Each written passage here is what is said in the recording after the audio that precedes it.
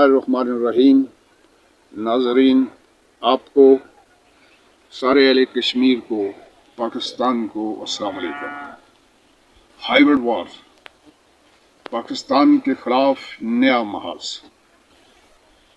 Hybrid warfare, Pakistan silent battle field exposed. ناظرین، موضوع کی اہمیت مسلمہ ہے. یہ ویڈیو نفسیاتی، ڈیجیٹل، سفارتی، معاشی اور اسٹریٹجک شعبوں میں پاکستان پر ہونے والی ہائیبرڈ وارفیئر کے مختلف پہلوؤں کو اجاگر کرے گی. اس میں بتایا جائے گا کہ کس طرح دشمن قوتیں مختلف ذرائع سے بیک وقت حملہ آور ہیں، وہ بھی بغیر گولی چلائے. السلام علیکم، میں ہوں میجر عبدالرشید.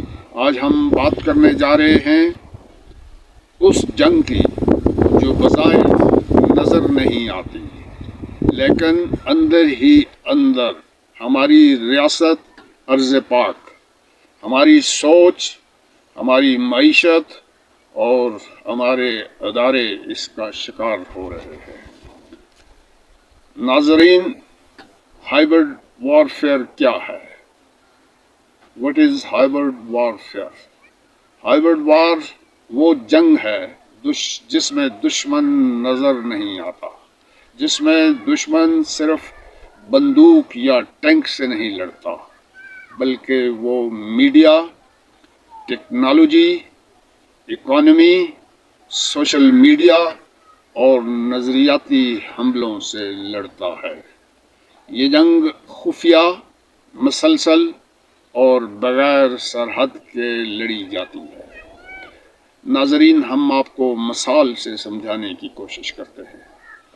آپ کے موبائل پر چلنے والی ایک فیک خبر، ایک ویڈیو یا ایک سیاسی نیریٹو کسی دشمن ایجنسی کی منصوبہ بندی کا حصہ ہو سکتی ہے. ہائیبرڈ ٹولز کا تعارف ہم کرانا چاہیں گے. دشمن پاکستان کے خلاف کن ذرائع سے حملہ آور ہوتا ہے؟ فیک نیوز کے ذریعے، جس سے ذہن سازی کی جاتی ہے.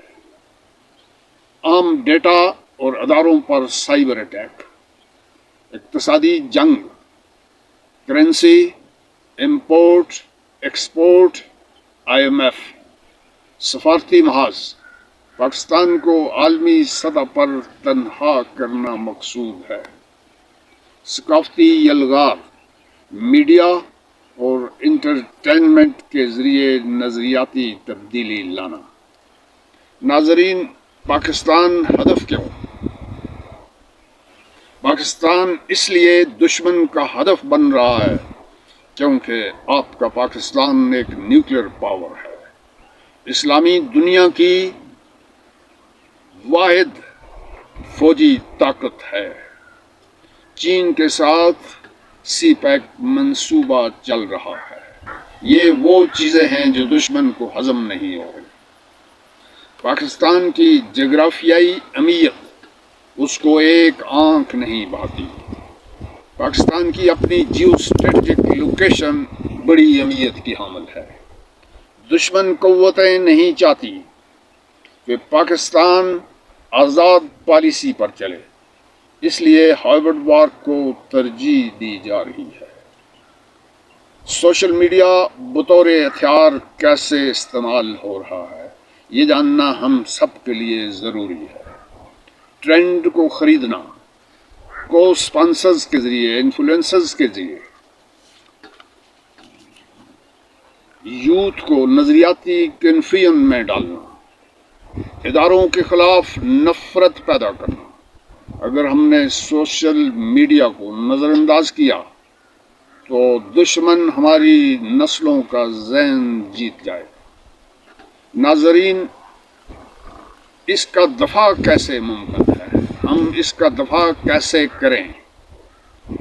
سوشل میڈیا پر اویئرنیس پیدا کرنی ہوگی، ڈیجیٹل لٹریسی کو بڑھانا ہوگا، دشمن کے نیریٹو کو بے نقاب کرنا ہوگا، نوجوانوں کو فیک انفارمیشن سے بچانا، حکومتی اداروں کا مربوط رد عمل، کوآرڈینیٹڈ ری ایکشن ضروری ہے۔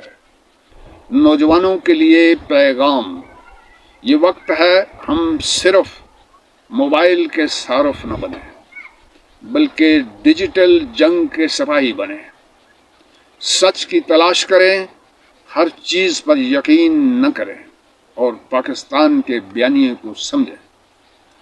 ناظرین، اگر آپ چاہتے ہیں کہ پاکستان نظریاتی طور پر محفوظ رہے تو اس ویڈیو کو زیادہ سے زیادہ شیئر کریں۔